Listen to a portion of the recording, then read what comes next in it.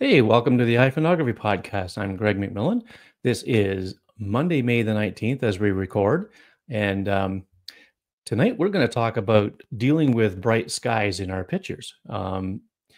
It's something that it can be a little challenging at times. Why wait? Let's bring these guys in. Uh, Dave Podner and Dwight Broman. Hey, guys. Good evening, everyone. So, yeah. So, Dave, you come up with this idea about dealing with bright skies, and I think it's a great idea. Now, the iPhone can handle skies pretty good, but with smart HDR and the pixel by pixel processing and all that stuff that these things do, but still, there could be times when if the camera decides to pay more attention to the foreground, then sometimes the sky and more specifically even clouds will suffer and possibly lose some of that detail. So we're going to kind of go through a few different ideas here that might help folks deal with this. And I think the first thing is fixing it in post, right? So and I think most of the iPhone photographers will probably edit in the Photos app. So, Dave, what kind of things could you do in the Photos app that would help, deal with these bright skies? Yeah, and the Photos app, especially in the last couple of years, has gotten tremendously better with their editing. Where if you're a longer time iPhone photographer, the built-in Photos app really didn't have a lot you could do. Where now you can do things like reduce the highlights and increase the shadows. And a lot of that, the very bright sky isn't just the sky you have to deal with. It's the fact you have bright sky, which can also wash out whatever is on the ground. So you have, or make the shadows way, way too dark. If it's a harsh, I figure if it's a bright sun or a bright sky, you're probably having pretty harsh shadows going on. So it's something you have to look out for that way. So when I did on a photo, and that's great, that's the one I did the before and after that I put in the thing. Yeah, is that I'll pull that up here while you're talking. Okay. Is that I reduced the highlights and then I reduced the shadow. So in a way, I did reduce the contrast, but by doing it separately, you have a little bit more play, a little bit more control than just hitting that contrast slider. Also, after adjusting the shadows, I went into the black point to make sure that it didn't get grayed out kind of area down below. Yeah, so you can see and this is your before image. And, so you can see that it's maybe my screen brightness isn't very good. Okay, yeah, it was turned down a bit. So yeah, this is your before image. And, there's some parts of the clouds that are just maybe just a little too white. Yeah, a little too peaking there.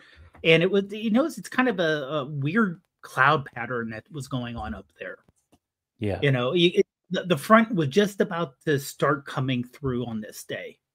So if I would have went out, it was my took a walk at lunch, and if I would have went out just a few minutes or maybe half hour earlier, it would have been complete blue sky. And as I left work, which was like 2 hours late, 3 hours later, it was completely overcast. Oh wow! Yeah. So this is a transition, but it's broke up enough where the breaks in the clouds really, it can do a lot. It can really hit a lot of peak for the for the whiteness there. Yeah. So I didn't want exactly, and I didn't want to just reduce everything down because you have the trees there, and I didn't want the trees to be just completely dark or in shadow there. That's what I'm saying about the highlights. And if you use a more advanced program with sliders, or you deal with the graph where you can move points down below, it's very similar. And that gives you a lot more control. It's not as easy, but it's that the trade-off. If you have easy use, you don't have the control, but if you have the control you want, most of the time you're going to have a lot of experience to get it just right. Yeah. Yeah. So after you've adjusted this is the after. Yeah.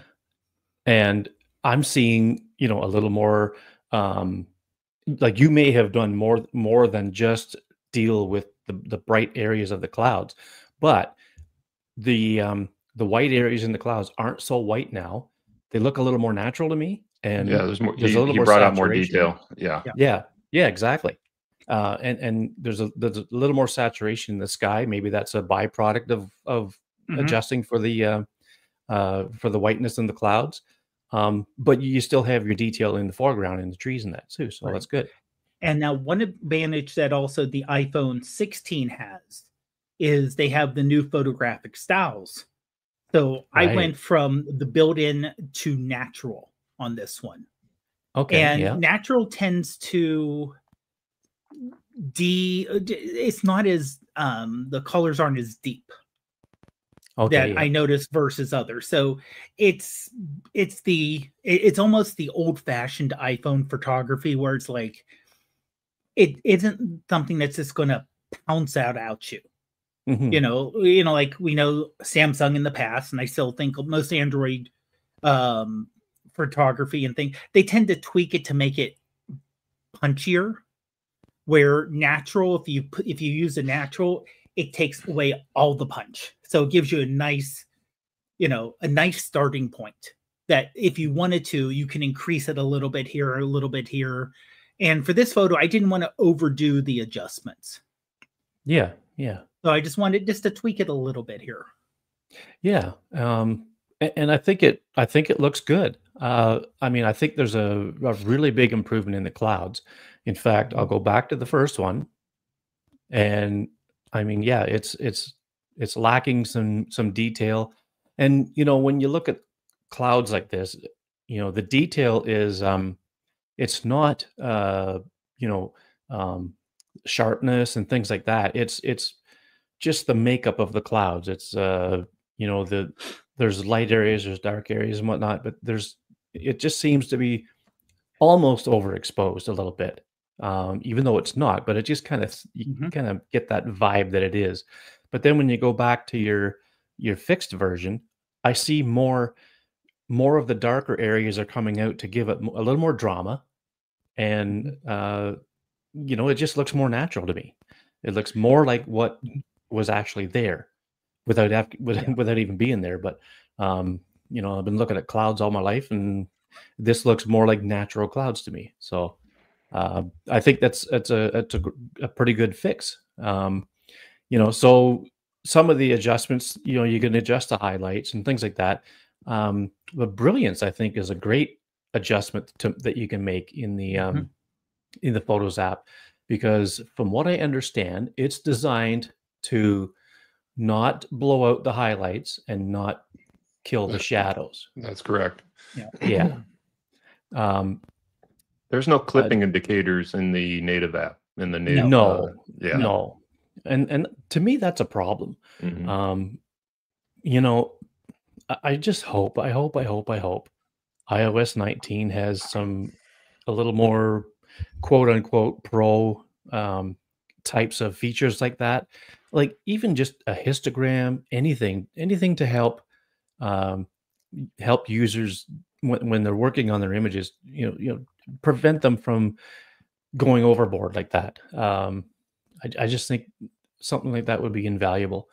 But I mean, we talked about before just having and I don't think they're going to do a separate app like they did for video, where there's a separate app, the Final Cut, the Final Cut camera, but similar to, and like I said, we talked about this, similar to the calculator, advanced mode, just a little switch, advanced mode.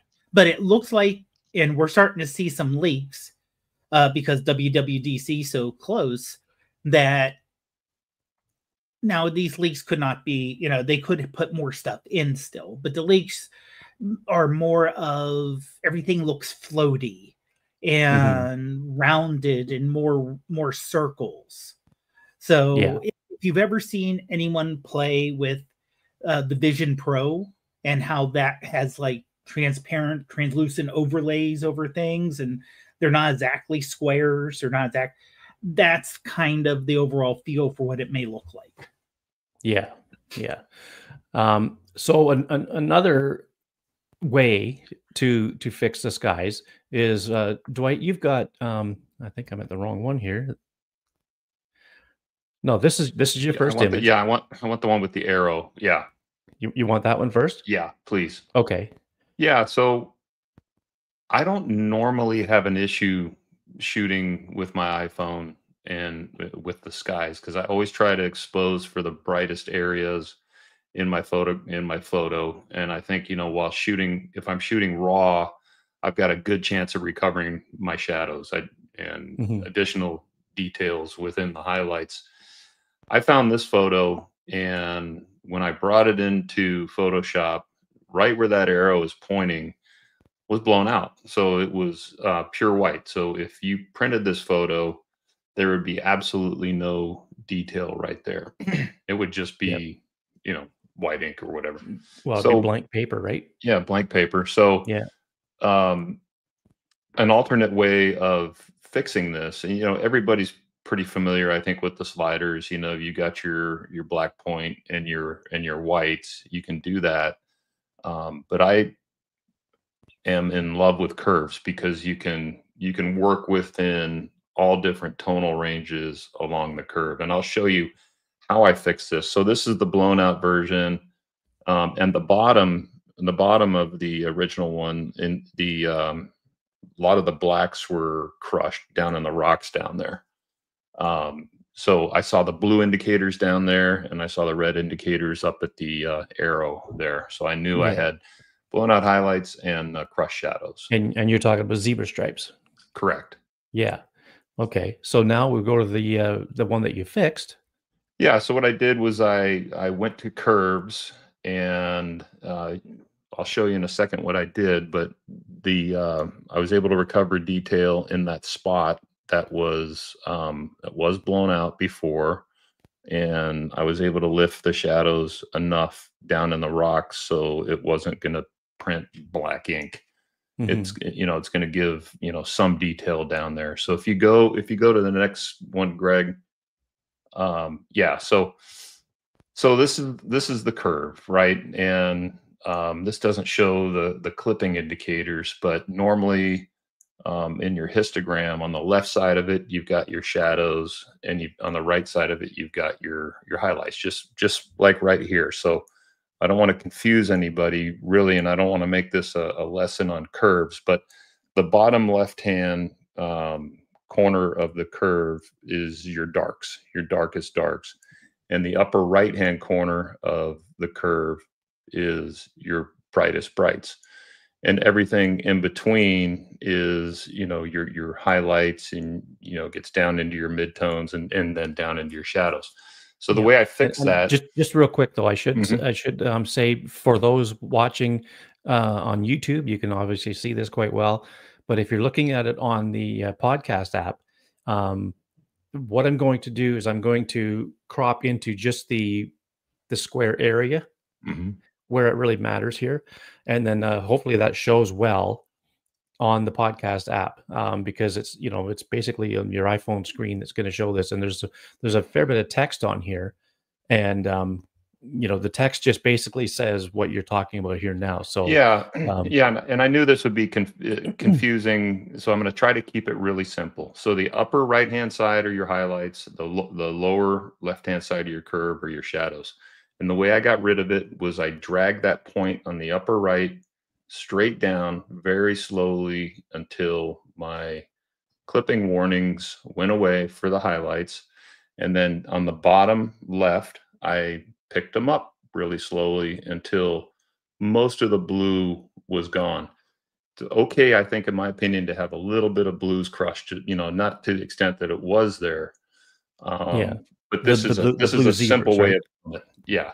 Yeah. And then I think Greg mentioned, or Dave mentioned in his last time, sometimes when you introduce this kind of adjustment, you may need to follow up with adding additional contrast because it kind of flattens out the image. If you take that lower left one and you keep raising it, you'll start getting a flatter and flatter, It'll have black. that faded look, right? Yeah, it gets faded, and Yeah. which is good for, a retro look. You add some,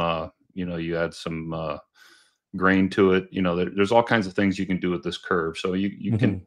It's good to get familiar with this thing, play around with it, see what it does. But that's another way to fix your highlights and shadows there. Now, this curve tool is available in Photomator, Hmm. Darkroom. I mean, it's even available in Luminar Mobile. Yep, So there are apps. I think it might even be available in Snapseed. I'm not sure, I but believe there's it is. Yeah. Mhm. yeah. So I mean, if you obviously it's not available in the Photos app, Hmm. but there are other apps, and if it's available in Snapseed, that's free. You know, Mhm. you're golden. You can play around with it and see how it works, um, because it is a very good tool to use.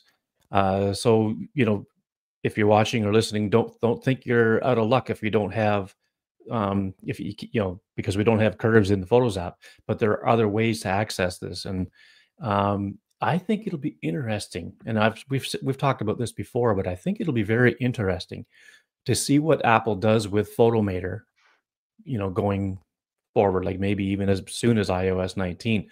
Are they going to integrate some of that stuff into Photos and make it, give it maybe an advanced mode or something? I mean, that would be just super if they did that. So I Yeah. mean, but we'll see, right? Yeah, I So think it would be great, and I think the advantage of working within a curve is with a slider you're making a global adjustment. Here you can pick kind of your tonal range you want to work with. So just yeah, a kind of a step up, I think, from using the sliders, and another option. yep, And but yep, if your photo is completely blown out and the highlights are completely not recoverable, that's really tough. And then you have to start getting into some creative ways of filling that area with things, and that's way down the road. for those watching, my dog Ginger is trying to make another appearance, but she I was on with Shane yesterday, Shane Monston, and we did a live stream, and of course she had to make her appearance. So I tried to pick her up. Now didn't work, but anyway, so I'm sure she'll be Hey, back. Ginger. So anyway, but yeah, so curves is a very powerful tool, and I mean, you can go on to say that you can do just curve adjustments in just the red channel, blue channel, or green channel Hmm. to alter the color and the color tones of an image. I mean, it's a pretty powerful tool, and we could probably do a whole show just on curves at some point. We can do a couple shows on it. Yep. Yeah, probably. So yeah, so another thing that you can do is and again, photos won't be able to do this, but you can use sky replacement. Um, it's not something that, like Dave, you used to use sky replacement in the Photoshop camera app, and some of the stuff that you put out was pretty cool. I was really digging it, and then it went away, right? You said that, is it that feature's gone away or that app has gone away? Yeah, the app completely went away, and Okay. I've Oh, not. even trying to use it because you Oh have yeah, to sign into an Adobe for free, yeah, have an Adobe login. And when I tried to use it, it said, "Oh, sorry, this isn't available, and we killed it, and you can't use it now." yeah, So I think yeah. what they did is they used that camera app as a test for a lot of the sky replacement, and they put that into Photoshop now Right. Yeah. because there's Adobe Photoshop for the iPhone now, and it has Yep. almost the exact same select the sky, and Yeah. then you can replace it, do it that way too. Oh yeah. Well, there's Luminar Mobile is the one that I use to do this. This image here back in the winter when we had our snowpocalypse, um, the sky, like, okay, so I took it as a raw photo, and I exposed for more for the foreground, and I wasn't too concerned about the sky Mhm. because it was just basically white clouds, like completely overcast. Um, it wasn't like it was they weren't really gray clouds, they were just almost white, and they certainly show up like Mhm. that in the image. So when I was looking at this photo, I thought, there's got to be something I can do to make this look a little better. And I'm not a real big user of sky replacements, but if I think the image can be a little better because of it, I'll do it. And of course I'll disclose it too. And Dwight, you said you're not a real proponent of sky replacements I'm not either, a right? big fan, but if Yeah. if you've got a sky that you just can't work with and, highlights are blown out, you can't recover anything. I mean, it's worth a shot, but it Yeah. really comes down to how well the program isolates the sky from the rest of the photo. In Mhm. a lot of Yeah. cases, you can tell that it's not, Yeah. it's getting better, but a lot of cases you can tell that it's been replaced. Yeah. And Luminar Mobile actually does a pretty decent job. Um, so here's the version with the sky replaced. And as you can see, even in the top right hand corner, it put so what it does is there's different skies you can use, and a sunset sky would obviously not work for this photo.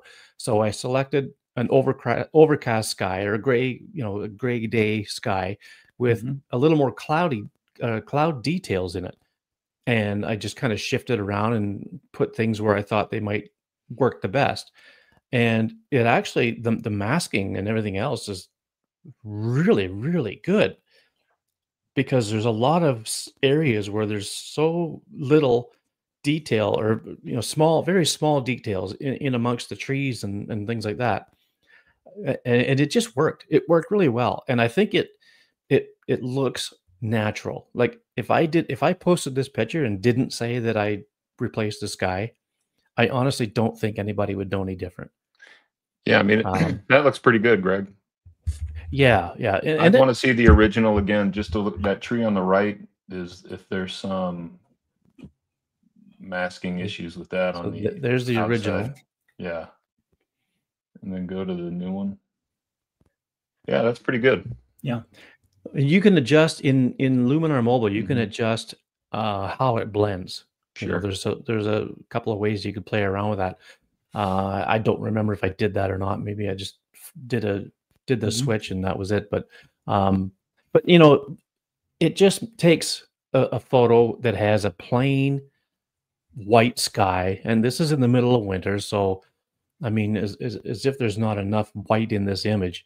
But it just makes the sky look a little more dramatic. It gives it some Yeah. detail, and I just think it improves the image. This isn't something that I would sell or even print, really, because you know it's just a picture of the river down at the park, and I just don't think it's worthy of all that attention. But I thought it was a great example of what you could do to the sky to deal with a bright sky, Mhm. to make it a little more interesting, I guess, is the best word I can think of. Yeah. So And kind of similar to that, Photomator does a generally a really good job with with the automatic sky selection. yes, yes, it does. So it doesn't have a replacement, but you can at least make make adjustments to it. One I did recently, it was like your first sky. It was pretty much like a instead of being a white slab, it was a gray slab, Yeah. and it for whatever reason only took like half of it. So I did a Mhm. linear mask on top of it. So you can because you can do like, oh, I want to add and either brush it in, and I did a linear one, and it kind of just got all the sky then doing that linear one. Yeah, yeah, Eh, and I was going to bring that up. I'm glad you mentioned that, Dave. Is the linear gradient? Um, Actually, I think one of my recent photos might have that. I forget which ones I submitted. Getting old, but but yeah, it can really help bring out some of the detail, you know, in clouds, whether it's you know, whether it's a blue sky with a few clouds in it, or a completely grayed over sky. You know, there could be detail in those clouds that can be brought out with like with a linear gradient. And when you apply the gradient, then you can play with the contrast and the exposure and that sort of thing to you know, get that detail that you want. Yeah, So Greg, another option is to dodge and burn as well. So you can, like those yep. clouds in the background, I can pull the darkest tones out of those clouds. I can pull the mid tones out of those clouds and the lighter tones. And I can, you know, brush in a little bit more contrast. You make them those areas a little bit more dark. I Yeah. could even tone down the highlights a little bit if I isolate those. So you can have a lot of fun with that. That's another Yeah. option.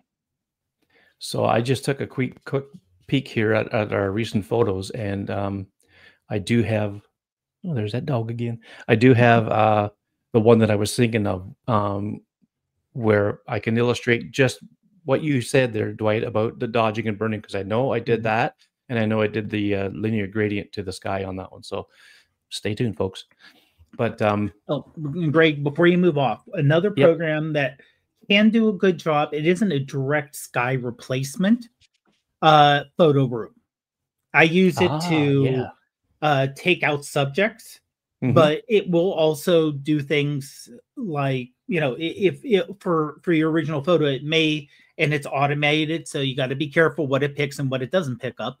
But it may just take everything but the background, and then you can find another image or pull image out of what they have and just kind of put that in there, and then you know, do a layer that way. So you have your original image and you have your, you know, your sky underneath it, and take care of it that way. Yeah, yeah. Yeah, that photo room is pretty cool. You know, look what you did with the blue caddy. I love that picture. And you know, you could make things, you could even make the sky, like if you manage to somehow get just the sky selected in that app, you can give it that blur effect that you gave in the blue caddy picture to make it look like there's motion, right? Yeah, you can do that Which is very pretty easy. cool. Yeah. Oh yeah. Okay, good. Yeah. So yeah, so there's, you know, there's different things that you could do with different apps and whatnot to help deal with bright skies. And I mean, I think there's a lot more ways that you can do it than what we're just talking about here. But you know, we just kind of had a few ideas to roll around. I'm just looking at our notes here. Yeah, I think we pretty much covered everything that's there.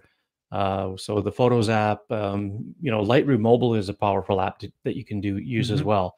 Now the excuse me, the masking is a paid feature in Lightroom Mobile. I think it's a paid feature in Photomator. I think Photomator is free, but you can subscribe to it or buy it outright as well. So I mean, it's unfortunate, but a lot of these apps are like this. You know, they give you the good stuff behind a paywall. But Snapseed, I'm not sure what all it. I don't use it enough to really know what, you know, how powerful it is. Yeah, from when I'm using it, it doesn't have a masking like that. Right. In fact, it's kind of spot work where you can brighten and, you know, change bits. It's got the dodge and the burn, but it only gives you like you can't like manually select it. You can select like a circular area, and that's it. So it's a little kludgy doing it that way.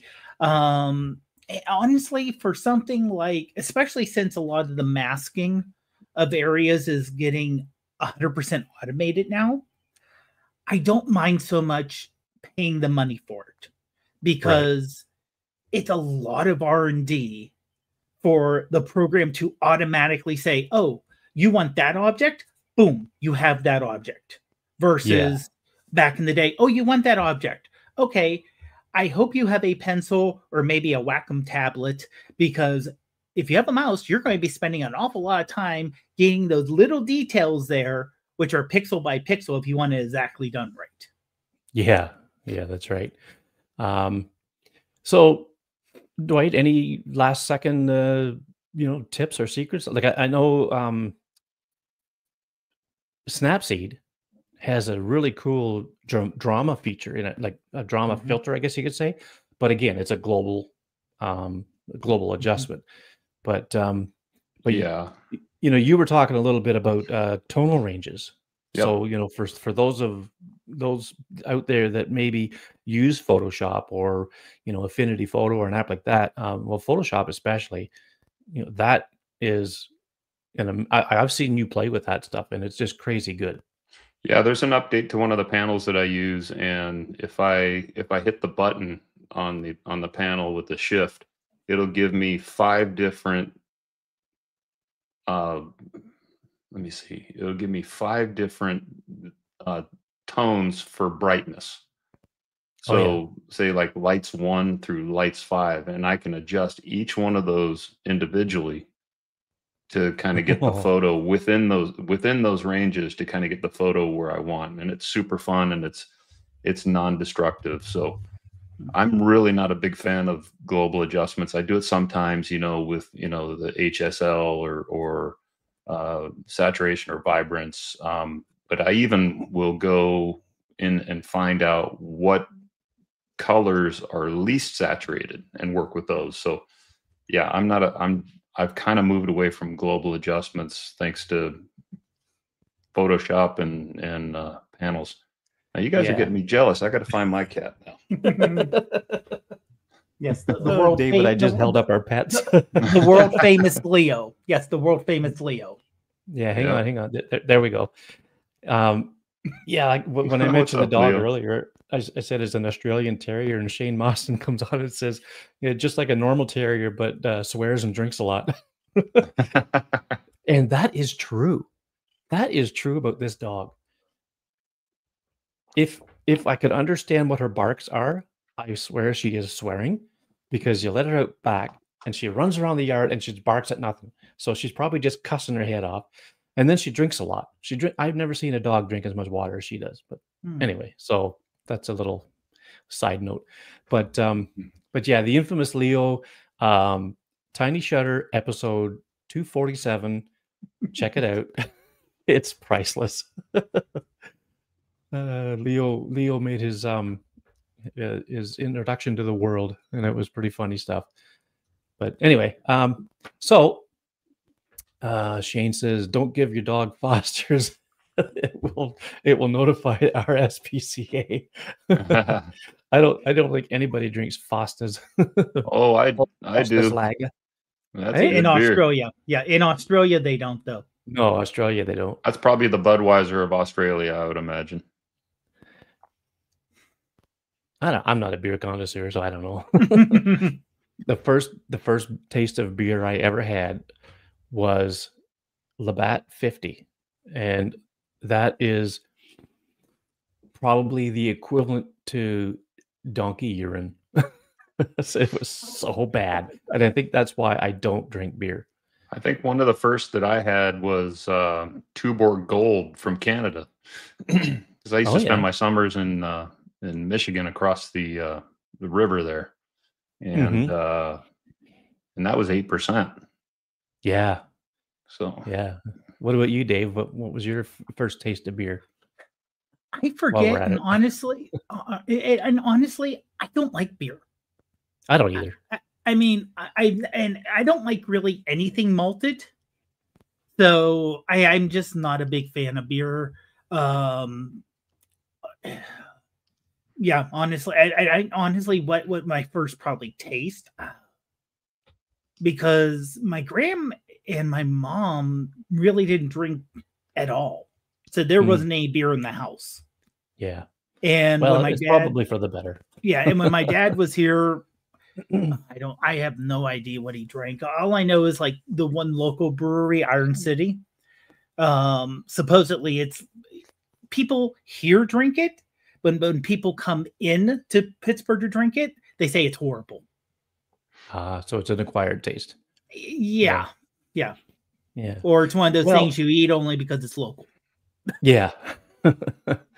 Yeah. Well, that's enough about beer.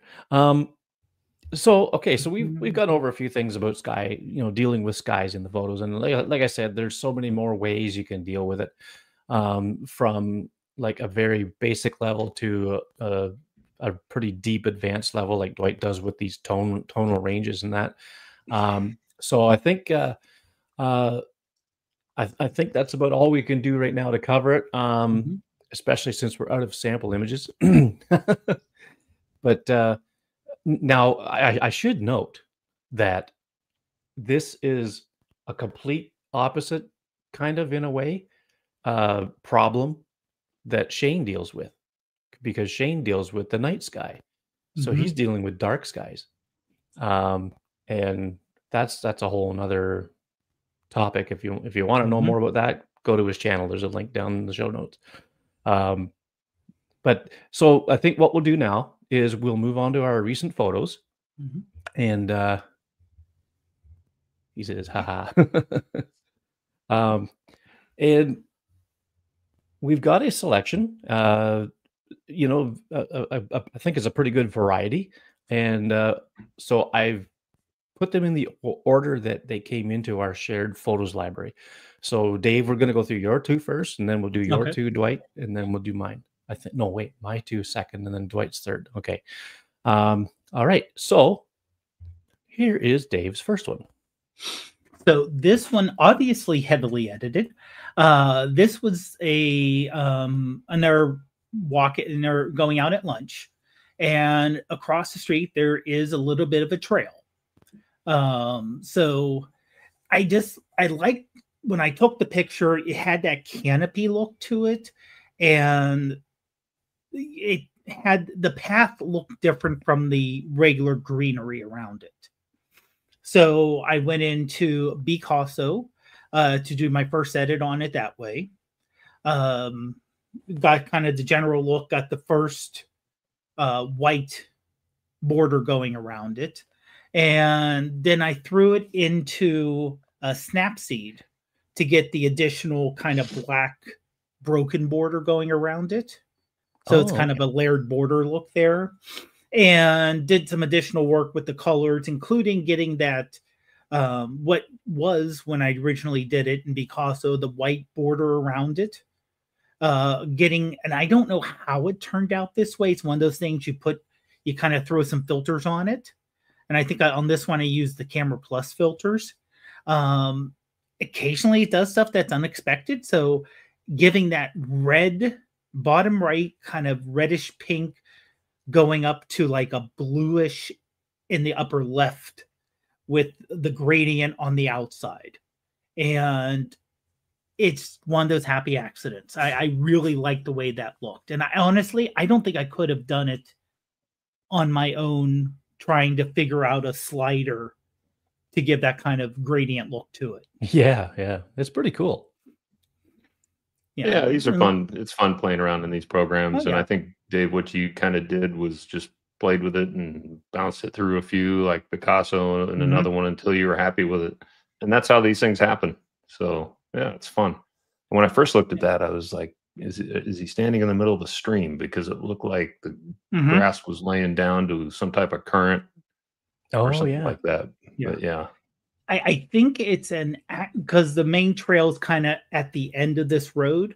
So this is kind of the access road they have set up from the main road to the trail itself. So they can, so if you have to get a tractor or something, if something happens, like a tree falls, you need to get a vehicle back there to work on the trail. This is the access road.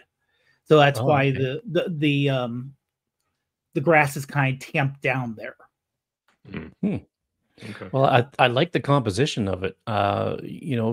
Some people may think that there's a little too much foreground at the bottom, but I kind of like it because it gives it a balance between the flattened down grass covering the bottom half, and then the trees up in the top half, and then just around the center of the frame you've got, it's like the meat of the sandwich. You've got, where the path disappears in the distance, and then a little more, tree detail on each side, and even what looks like some flowers on the left-hand side of the path.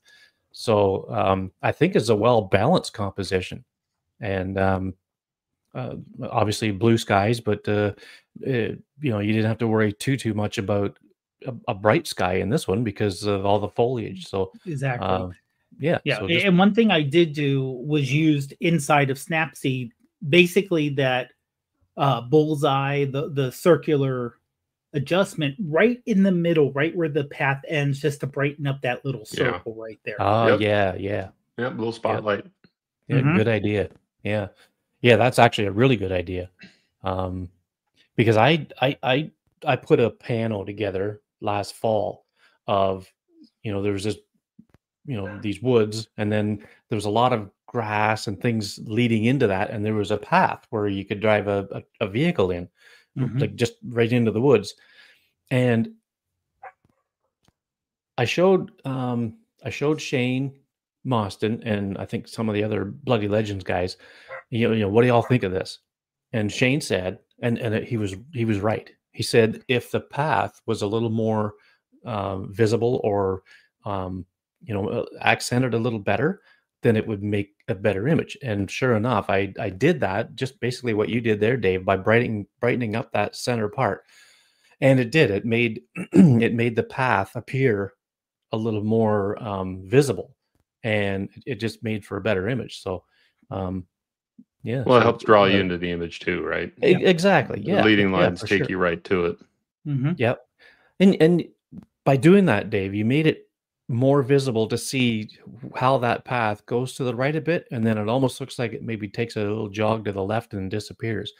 At least that's how the strokes make it look, Right. which I kind of like. Thank you. Yeah. So that's the first one, and then here's your second one. Mhm. And this is something that we bought recently. I want to say at Costco. They had these two birds. I forget exactly what type they are, but you basically kind of lawn ornaments, but they're nice metal. And we really love the blue coloring of it. And this was after a rain. And I just love the way I tried getting different angles on here to just get the raindrops, you know, the raindrops on just to get sharp enough to show, including the ones that are kind of holding on barely, they're getting ready to fall off. So I made sure that I sharpened the main part a good amount, the bird itself, to sharpen it so you can see the details with the raindrops. But the problem was the background was getting a little too sharpened because it was sharpening the whole image. I took this one, put it in the photo room, and it said, okay, here's your main subject. So I was able to then adjust the background Mm-hmm. and darken the background a little bit and make it a little blurrier to bring out that foreground a lot more. Mm-hmm. Yeah, it's always nice to be able to isolate your subject from the background and do individual adjustments. I like the detail in the water. Now, are all those colors inherent in this? It is, yeah. Okay. I didn't Yeah. know if you tweaked I some boosted it. hue Well, and saturation. Yeah. No, the only thing I really did was just kind of boost it up a little bit. Yeah. So if you look at it, you may not see it as much, but no, like the greens and the different shades of blue and the beak going to a yellow. Yeah, that's all, and that's that's one of the things that kind of drew us to these two items in the store because it had the dimension, and this is actually metal, and it's, you know, it's a 3-dimensional item. Yeah. So this isn't just a flat piece of metal. You know, everything's rounded, so you have the additional look to it there too. Well, that's a good eye, just catching that. You know, you probably just walked by it and you said, "Hey, look at those raindrops." Yeah. And is that a portrait mode shot or a macro? The closest it Not was sure with if the it kicked over automated. into macro. Yeah, I don't think it may have not kicked over into macro because I wasn't that close to it. Okay. And in terms of portrait mode, I did not put it into portrait mode. Okay. So I think the one because it'll thing recognize it like an animal and go into Right. portrait mode, right? Yeah. right, So or you or could, it'll just shoot it'll retain the portrait data right. for later, right? right. Yeah. So you could probably go into that photo and adjust the lens blur too if you wanted, probably. Yeah. Yeah. Yeah. Cool. and I thought this was glass, you know, to find out that it's metal. That's really Mhm. interesting. That's some pretty vibrant paint, and I know it's more vibrant looking in the photo than it Yeah. was in real life, but still, um, you know, it's got a lot of color to it. Mhm. Um, and I think you did the right thing too by, you know, dimming down the background a little bit to let Yeah. it show through. And I just like the way you know, that you caught the raindrops on it, you know, especially with all the ones down at the bottom ready to fall off. And Yeah. um, but yeah, yeah, another shot well done. Thanks.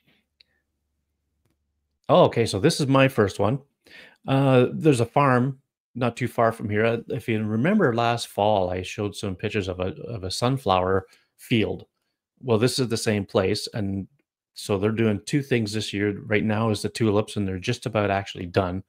Another week they'll likely be done with, and then in the fall they're going to plant they're going to have the sunflowers again. So this was, I think, about 250,000 tulips at this farm that they planted, and it's just really cool. Um, they have this windmill. It's um, to say how big it was, I think without the blades, I think the windmill probably stood about I want to say about 20 or 30 feet maybe. And so it's not probably not as big as what you would find in Holland, but I thought this was an interesting uh, composition to show the windmill and to put all the tulips in the foreground. And I so when I went out there, I didn't stay long because the black flies were absolutely furious. It was just crazy, and I sprayed off on my arms and my legs. It was hot. It was a warm day, so I had shorts on. But um, I wanted to kind of show tulips with the windmill, and then luckily the background was pretty much unobtrusive. You know, or nothing really that didn't belong there. But this is a 3-minute exposure with re-expose. So I had my iPhone 15 Pro Max on the tripod, taking these exposures while I ran around and took pictures of other things. And so this is where I used a gradient in the clouds.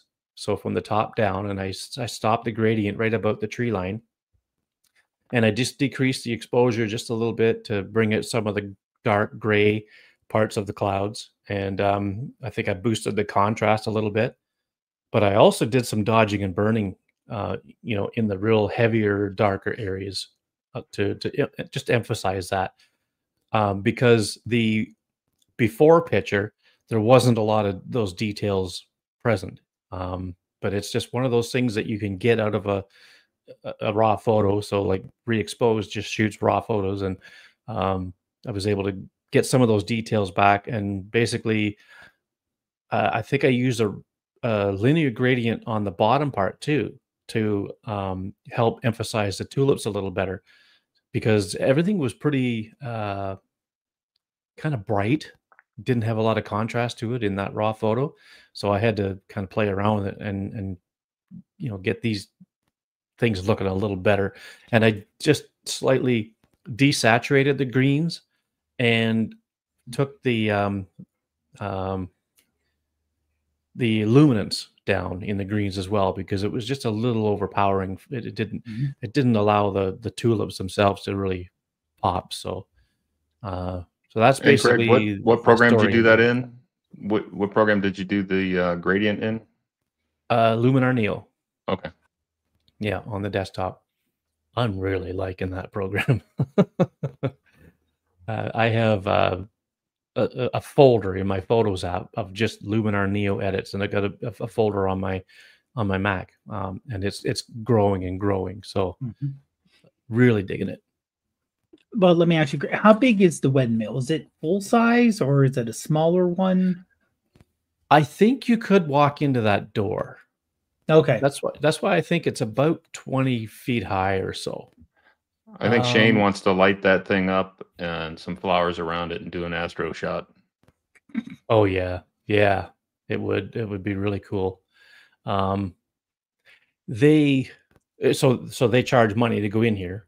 And you couldn't. I don't think I could go in after hours like that unless I had permission or snuck in. but but yeah, that would be a cool shot. Yeah, that's Always got me thinking. yeah, that's cool. And you didn't come by anyone named Don Quixote complaining about the windmills, right? No, I don't know who that is, but but yeah, and as far as I know, I don't think the blades even turn on that. Oh, okay, so it's more decorative then. And I mean, okay, just a second now. I'm trying to think. Maybe it's not that big. Maybe it's not full size, because I think I have. And the reason I thought that is because there was people in the background, but you could only see them basically, from their waist up. But I think it's because the field kind of goes down in behind there, and they looked smaller than they really were. Gosh, I wish I could remember how big that thing was, but I'm pretty sure I took a picture, and the deck that goes around the outside of the windmill, I think I was maybe taller than that. So I think that thing's smaller than I remember. Again, the black flies are so bad. I mean, if you've seen Shane's videos where he's out in the bush and he's going like this with the black flies, that's what I was doing the whole time I was there. It was nasty. So I was only there maybe 15 minutes and I got out, but yeah, it was fun. It was cool. So that's my first one. Yeah, Greg, I wanted to add a couple comments on that, and I think there's a lot going on here, and I love this photo. You've got the leading lines of the tulips going into the windmill there, which is on the right third, which is awesome. And I wanted to talk a little bit about your use of the linear gradient on the top and the bottom. And I normally do that with most of my landscape photos anyway. And what I usually do is I'll create a curves adjustment in the multiply blend mode, which darkens the entire photo. But then I'll go into my linear gradient tool and I'll just pull down a little bit of a curtain from the top. And then I will, kind of adjust, where it's going to be hitting. And then I'll do the same thing on the bottom. And that also draws the viewer into the center of the photo, because sometimes if you don't do that and it's bright all from top to bottom, the eyes just get confused as to where to look. But you're helping us look in and see the subject here. So I think that's well done. And then it also, aside from the artistic approach of the dodging and burning and adding more contrast. So yeah, good job. Yeah, thank you. Yeah, I've seen tutorials on YouTube where they use these linear gradients to do just exactly what you said there, and I guess I may have done that without realizing it. I did it to deal with the detail in the clouds, and I took this as a long exposure, because if I just took a still, the clouds would have been so blunt with their detail, like there would have been a lot of blunt areas, and I just don't think that. I think they would have kind of overpowered the the flowers at the bottom. I think that it would have taken away from the essence of what the image is supposed to be about. So but yeah, I think I kind of did that maybe in the back of my mind after watching some of these tutorials about just that. Bringing the eye into the middle. Yeah, the nice thing about Photoshop is when you do a gradient, there's something called blend if, and you can actually pull the tone out that you don't want the adjustment to cover. So in this case, like sometimes when you do a gradient and there's already a dark corner, it'll make it darker. So if I pull that darks 2 out of there, it brings the light back into it. I'll show you sometime. It's pretty cool. Yeah. I'd like to see how that works, because I don't know if I really highly doubt that Luminar Neo has that feature, and if Affinity Photo has it, but I'm still not going to subscribe to Lightroom or Photoshop. I'm never leaving. Yeah, but I'll try Luminar. I know has you know, the I think it has has that blending. right. But I'll have to play with it and see if I can get it, you know. But Yeah. yeah. Hmm. Yeah. So my second one, this was I was looking out the window, the front window of the house, and I thought I saw these sun rays coming down, and I thought, "Whoa, what is this?" So I went outside in my sock feet, um, and just took my phone out, and this was, I believe, a Pro Raw photo because I used the Apple Camera app, and I used it 2 times, and I cheated a little bit. The sun rays are genuine.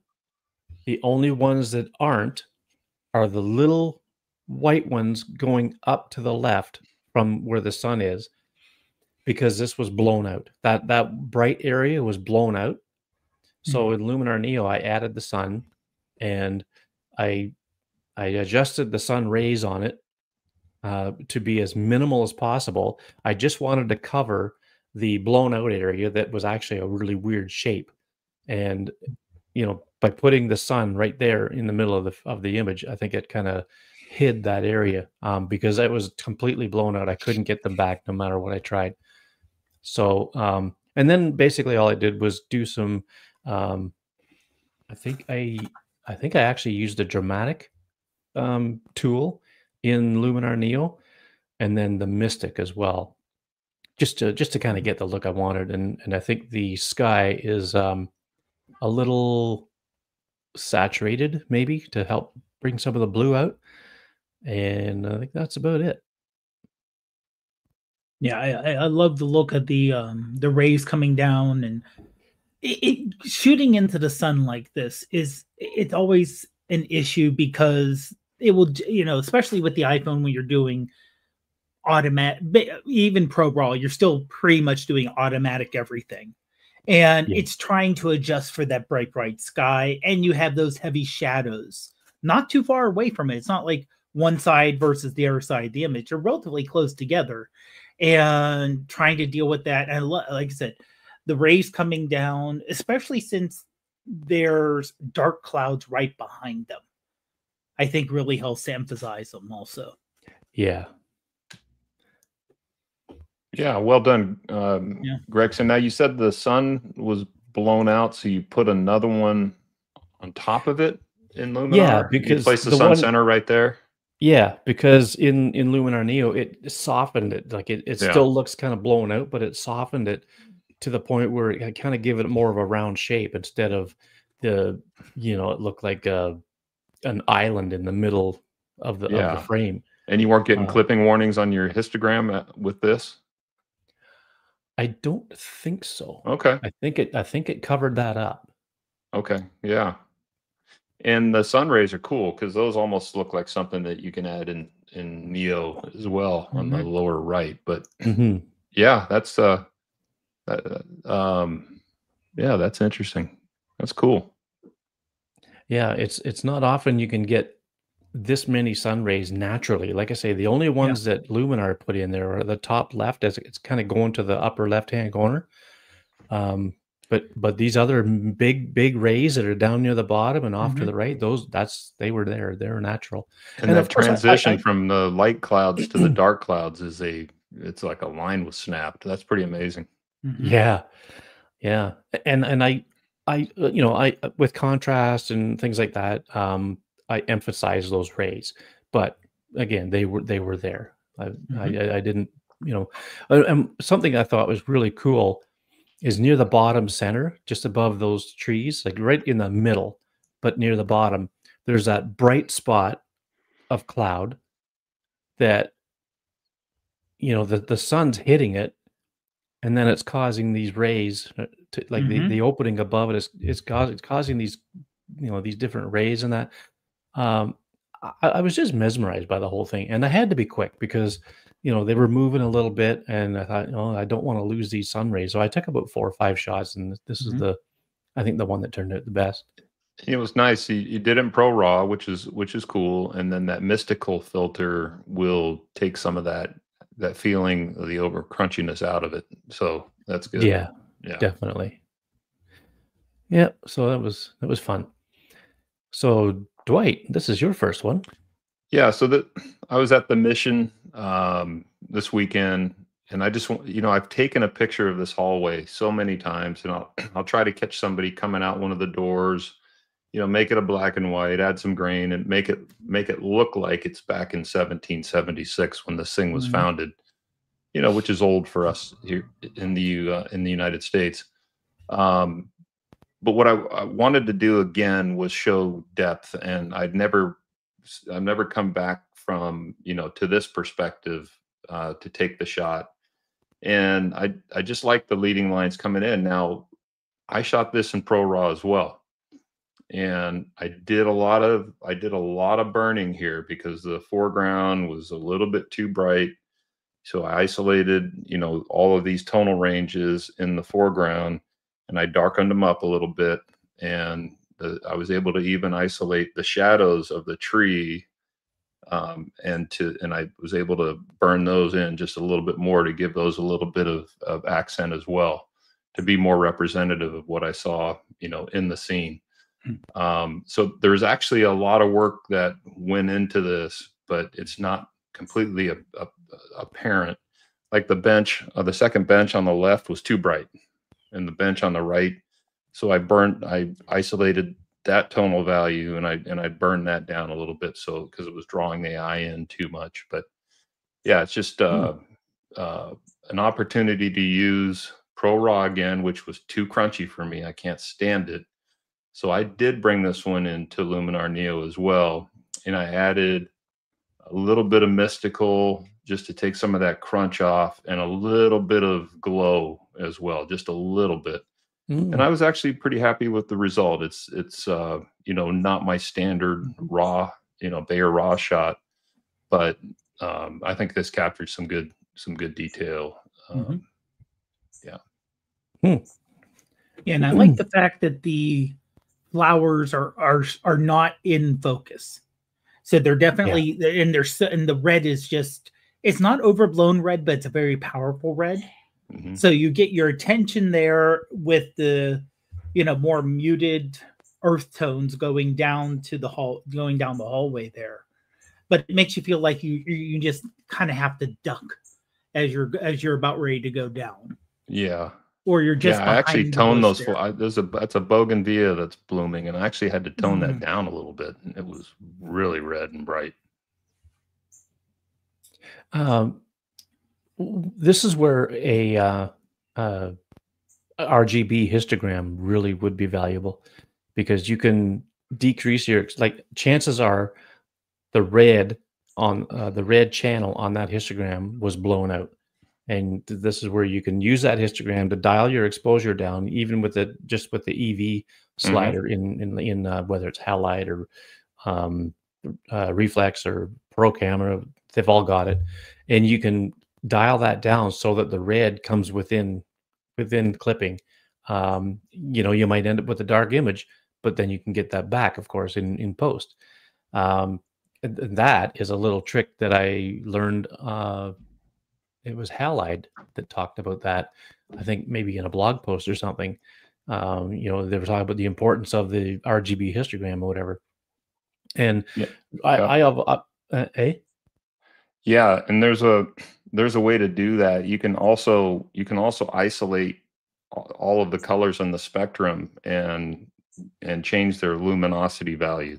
So right, in this case, that's what I did here. I made actually the reds a little bit darker, and then if they get too flat, you can increase the contrast a little bit. But that's right, kind of yeah, and that really translates to a curves adjustment, but this is just a little bit easier working with the slider in the specific color. Mhm. hmm yeah, yeah. So I mean, we're basically learning lots about editing and how to control colors and tones of images in Hmm. this episode, which is pretty cool. Mhm. Now, I think you shooting Pro Raw was pretty key in getting the blue sky to come out in the background there. Um, That was pretty washed out. I isolated was the it sky okay? with a luminosity mask and outputted that to hue saturation adjustment, and I boosted that up a little bit. Oh, You wouldn't have been okay. able to tell that was actually a blue sky unless I did that. So Okay, because Pro Raw generally does a good job of, you know, getting the blueness in the sky in an image like this. yeah. Um, Well, but I guess as if you, Shane was saying here, yeah, it's hard to kind of explain what you did, I think, on the editing process unless you see the before. But yeah, that was really gray with just with a real slight tint of blue, which still would have been fine. You know, I could have overcooked it on the blue a little bit too. So yeah. Well, maybe what we could do, guys, is put our before pictures in our shared folder. And when I put this post on the Facebook group or on the Facebook page, rather, for the podcast, we could put the before and after yeah, on I there think so that'd be a people great can see idea. them. Yeah. Yeah. So, folks, if you're watching or if you're listening afterwards, um, the post will go on Facebook once the audio podcast goes live. So sometime on Wednesday, I'll be putting all this stuff up on our Facebook page, not the group, but there's a Facebook page for the iPhoneography podcast. Easiest way to get there is iPhoneography.ca, and that you'll see all the past episodes, the show notes and whatnot, and links and everything else that we put in. And I'll certainly add our before photos, because I think that's actually a pretty good idea, especially when we're talking so much about how we edit these. But it'd be great to see the befores and afters. So, um, and same goes with like Dave. Your before pictures are going to be so different. because Yes, they will. Yeah. Yeah. Maybe not necessarily the bird, the bird, yeah, the pathway. Yes. It yeah, may be to the yeah, point of, oh, that's the exact same photo. yeah. Like I've seen some of your befores that we've, when you've talked about, Picasso and things like that, and then you'd Mhm. send us the before after the show type of thing, and wow, talk about night and day. Mhm. So, yeah. So this next one is so cool. Like, Yeah, I mean, I so called cool. this. Yeah, thanks. I called this coming in for a soft landing because the flower was soft. It's interesting because we walked into as we're walking into the mission. There's a perimeter with a bunch of flowers and there's cactus out there, and these cactus flowers were blooming and there were bees everywhere. And Diane was just standing there tapping her foot, waiting for me to you Yeah. know, catching a bee like this is, one in 40 or 50 shots, right? Yeah. And, it just worked out. And this was, I believe this was with the Moment long range macro. Hmm. I had the reflex out, um, but it was pulling in too tight. The reflex Mhm. long range tele Oh and yeah, the super telephoto with the the super 300 with the telephoto with 200, the macro adjustment was pulling in too right? tight for these things. But the key here was I kept the photo soft. I didn't do any, sharpening or anything like that. I brought it into it was a raw photo. I brought it into Topaz Photo AI. I upscaled it because I had cropped this, pretty extensively. So I was down a lot of pixels. So I upscaled it 2 times. And then Topaz AI is smart enough to know what the subject is in the photo. And I initiated an adjustment to sharpen the subject only. So Hmm. um, thank you, uh, Topaz Photo AI. I thought they did a good job on this one. Mhm. Again, this would have been good to see the before shot as well. But yeah, Yeah. thanks, Greg. It was just, it's lucky. I think all the colors work together. I think maintain the softness, and man, I almost got stung a few times, but it was worth it. Mm. Yeah. Yeah, and honestly, and this is the one. Of course, the complications with doing something, especially an insect so small like this, is that I love the angle you got it at. Where not only are the wings level, it looks like it's gliding, which we know bees do not glide, but just coming, it looks like it's, it's coming from the flower, kind of going up and about ready to come down to the bottom right. Yeah, And and there's flex in the wings too, which Mhm. is indicative of the stress of what they endure to keep the Yeah. bee in the air, right? Mm-hmm. Much like an airplane. Yeah. Yeah, Yeah. yeah. And especially when you get to smaller insects like this, they've, when they try to look at, extreme slow-mo on how the wings move on here, and they're like, yeah, we can't replicate that. Right. There's so much 3D motion going Mhm. on that needs to happen, that you just can't say, well, we're going to change it and just have it flap up and down. No, you need that torque in there, and you need the way it kind, like I said, it isn't just a straight up and down. It's a up and down with a little bit of a twist to it. You see that And left wing? That left Mhm. wing is turned down, which tells me if he flaps, that's going to turn him left. Yeah. He or she Yeah. left. That's Mhm. probably how they It's turn. it's so cool. This is an award winner in my opinion. Yeah. The areas of sharpness are just spot on. Mhm. The legs dangling down. There's even, it looks like a little droplet of something Mhm. in the one, I don't know, foot, claw, whatever Yeah. whatever bees have. And then, that sharpness goes up the legs, carries around the body on that focal plane, and then goes right out down the wing on on the front part of Mhm. the wing. And it's just absolutely like you couldn't have planned it any better, to get a shot like this. Mhm. I got a bee flying like this into a sunflower last year, and I got some pretty decent sharp areas, but I don't think they're as sharp as this. I'm gonna have to pull them out, side Mhm. by side here and see who did it better. But I Yeah, think Greg, you did. I think you did. offline we can walk through my edit and I can show you what I did. So Yeah. we can do And it. It'd be kind of fun. also, and like one thing I think a lot of people, when they first get into macro, they want to over sharpen everything. Mm-hmm. Yeah. It's the, oh, I got this thing that does macro and I want to make this. It doesn't have to be overly sharpened. Right. And even the parts which are in focus and sharp, they're not like uber sharp. There's still a natural fuzziness to it.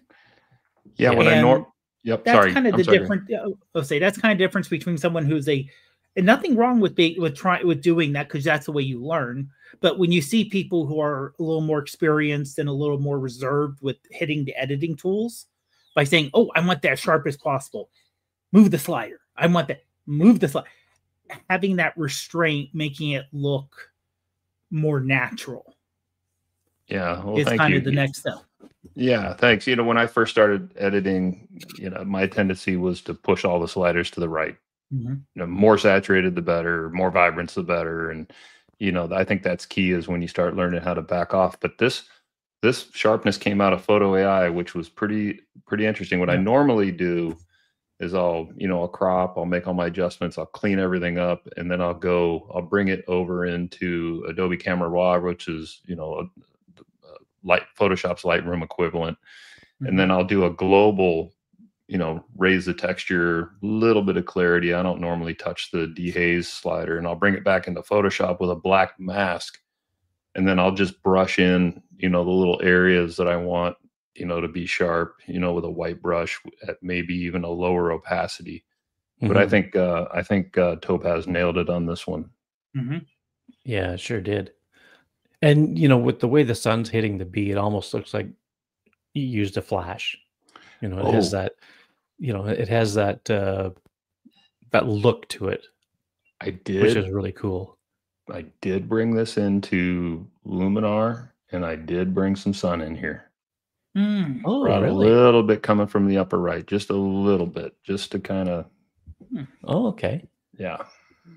Just to help, I didn't want to be too crazy with the rays or anything like that, but yeah. I did light up that upper right-hand corner, which Well, projected out onto the bee, I that's think. interesting. Yeah. Yeah. I mean, you wouldn't know it, right? You wouldn't know it. Yeah, and I think that's kind of key, right? Mhm. Yeah. Yeah. Wow. This is just crazy good. Where Thanks. was this when I was doing my book? It would have made the perfect cover. Happy Oh, mistake. so Happy mistake. yeah, for sure. Well, all right. Well, that's our recent photos, and man, these batches of photos that we're talking about here just keep getting better and better over time. Um, I don't know. It's maybe I'm just so, you know, thrown back by, Dwight, your bee, and Dave, that bird, the color that you've given it. Um, man, we got some good stuff. So anyway, all right. Well, I guess that's gonna be it for the evening.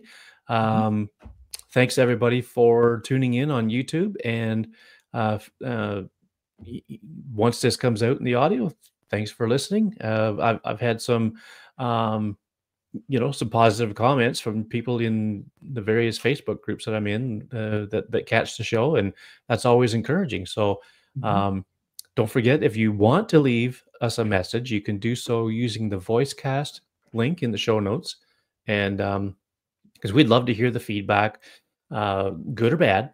We always want to improve the show. So, um, in fact, Dwight and I were talking before we went on the air about, a couple of things that we've heard from people, close friends, whatever. And, we're going to work on incorporating some of these ideas into the show, whether it's how long we go or, just the stuff that we talk about, whatever. We're gonna do what we can to improve it. And um, yeah, so thanks, guys. Great discussion as always. And Most definitely. I guess we'll see everybody on the next one. Sounds good. Hey, thanks. Good seeing you guys again. Have a great one, everyone.